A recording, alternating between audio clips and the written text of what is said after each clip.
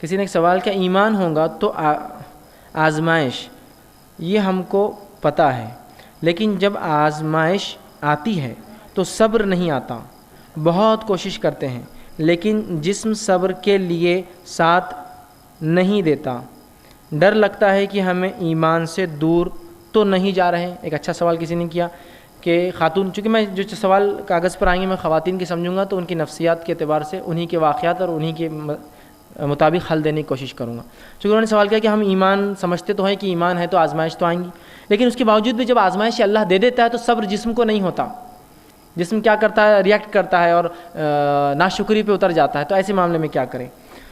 تو دیکھیے، جب آپ کو ایسا لگے کہ جب آزمائشیں آئیں گی تو آپ ناصبرے ناشکرے ہو سکتے ہیں، تو آپ کیا کیجئے، پچھلوں کے واقعات پڑھیے جنہوں نے کیسے کیسے حالات میں صبر کیے، ان کے واقعات ہم کو مضبوط بنائیں گے اپنے اعمال میں۔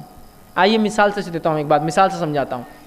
ام سلیم رضی اللہ عنہا، جو اللہ کے رسول صلی اللہ علیہ وسلم کی بہت دور کی خالہ تھی، بہت دور کی، لیکن بہرحال رسول اللہ سے اتنی نسبت بھی ہونا بہت بڑی بات ہے، تو بڑی خوش ہوتی تھی کہ اللہ کے رسول جو ہے میرے بھانجے ہونا، دور کا رشتہ، بہرحال جتنے بھی دور کا تھا لیکن تھا رسول اللہ سے ان کا کہیں دور سے رشتہ۔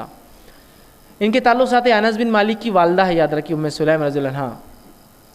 ان کا واقعہ آتا ہے کہ جب انہوں نے ابو طلحہ رضی اللہ عنہ سے شادی کی، نکاح کیا، تو ان کو ایک اولاد ہوئی، اور اولاد جو ہے ابو طلحہ رضی اللہ عنہ اللہ کے رسول کے ساتھ جو ہے کسی ایک جہاد میں گئے، غزوے میں گئے، جب واپس آئے تب تک وہ اولاد بیمار ہو گئی، وہ لڑکا بیمار ہو گیا، اور بیماری کی وجہ سے جو ہے وہ ان کے آنے سے پہلے فوت ہو گیا۔ ابو طلحہ رضی اللہ عنہ گھر آنے سے پہلے فوت ہو گیا۔ یہ خاتون اسلام تھی، جانتی تھی آزمائش تو ہوں گی، ایمان کیا، اولاد میں اللہ نے آزما لیا۔ تو یوں کیا کہ نہلایا دھلایا کفنایا اس لڑکے کو، جنازے کی نماز پڑھی اور تدفین کرائی۔ جب شوہر گھر آیا تو بالکل پتہ نہ لگنے دیا کہ کچھ ایسے حالات ہوئے، گھر میں ناگوار چیز گزری ہے، اس لیے کہ شوہر جہاز سے بہت زمانے بعد آئے تھے، ان کے کئی مہینوں بعد آئے تھے۔ اب ایک شوہر گھر آیا اتنے مہینوں بعد، کیا اس کو یہ مصیبت بتا کے اور کیوں تکلیف دوں؟ کہا کہ اطمینان کرنے دوں گی، اطمینان ہونے کے بعد بات بتاؤں گی تاکہ سکون آ جائے، کم از کم گھر پہنچ جائے، اس کے بعد بتاؤں گی۔ جب ابو طلحہ رضی اللہ عنہ گھر آئے، آ کر جو ہے وہ اپنے جو ہے بیوی کے پاس رہے، نہایا، جو ہے کھانا کھایا، آرام سے رہے، رات گزاری، رات اپنی بیوی کے ساتھ خلوت میں گئے، ہم بستری کی، اور صبح جب فجر غسل کر کے نماز کے لیے جانے لگے تو تب اب ام سلیم رضی اللہ عنہا نے کہا کہ میں ایک سوال آپ سے کرنا چاہتی ہوں۔ تو کہا پوچھو۔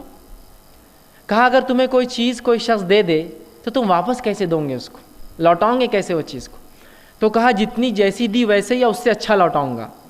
کسی نے کوئی چیز دیا ہے تو جیسی کی ویسی لوٹانا چاہیے یا اس سے کچھ اچھا کر کے دینا چاہیے؟ تو کہا جیسی تھی ویسی یا اس سے اچھا۔ تو کہا بس اگر آپ یہ مانتے ہیں کہ کوئی چیز اگر کوئی دے تو لوٹانے کا اصول جیسی ویسی یا اس سے اچھی، تو اللہ نے ایک اولاد دی تھی، اس نے کل رات وہ ہم سے چھین لی، اس کا انتقال ہو گیا، لیکن آپ پریشان نہ ہو بلکہ میں نے جو اس کی تدفین کر دی۔ ابو طلحہ رضی اللہ عنہ بڑے پریشان ہوئے، لیکن بہرحال نماز کو چلے گئے۔ فجر کی نماز پڑھی، نبی اکرم صلی اللہ علیہ وسلم سے ملاقات کی، کہا اللہ کے رسول رات آیا، بیوی نے ایسا ہوا، میرا لڑکا بیمار ہوا، انتقال کر کے بتایا نہیں، رات میں نے صحبت بھی کی اور اس طرح سے پورا عمل ہوا اور مجھے اس نے صبح بتایا۔ تو رسول اللہ نے فرمایا کیا تو نے رات اس سے صحبت کی؟ تو کہا کی۔ تو کہا اللہ تیری اولاد میں برکت دے، تجھے اس سے اولاد ہوں گی، اور اللہ کے رسول نے دعا دی ان کو۔ اس کے بعد جو ہے ایک لڑکا پیدا، جس کا نام عبداللہ تھا، جس کا واقعہ میں نے بہرحال اس سے پہلے سنایا تھا تفصیلی۔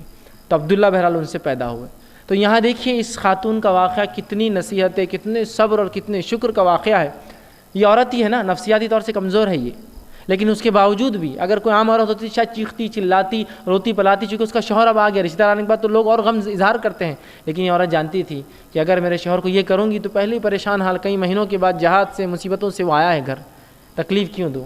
اطمینان کے ساتھ کھایا پیا، اظہار نہیں ہونے دیا۔ ان کے دلوں کے اندر کوئی مشینیں نہیں لگی ہوئی تھی، ہمارے جیسے دل دھڑکتے تھے، ظاہر سی بات ہے کوئی مشین نہیں تھی کہ ان کو کوئی احساس نہ ہو، یہ روبوٹس نہیں تھے، لیکن یہ رسول اللہ کے تلاميذ تھے، ان کے اسٹوڈنٹس تھے، اور ایسے جب استاد کے ایسے شاگرد تھے، یہ تو ظاہر سی بات ہے استاد کی صفت شاگردوں میں تو آتی ہے۔ تو یہ صبر اور اس کے جو ہے یہ جس کو کہیں گے پیکر تھے، نمونے تھے کہ کیسے صبر کیا جائے۔ تو یہ واقعات آپ پڑھیے تب آپ کو صبر سمجھ، اولاد کا نقصان تو پڑھیے ام سلیم کا واقعہ، یہ صبر دلائیں گا، یہ سکھائیں گا صبر کیا ہوتا ہے، یہ سکھائیں گا کہ کیا ہوتا ہے کہ جب کوئی چیز دے لے لے تو اس کا حق تھا، اللہ نے دیا لے لیا، کیا کروں میں اس سے زیادہ۔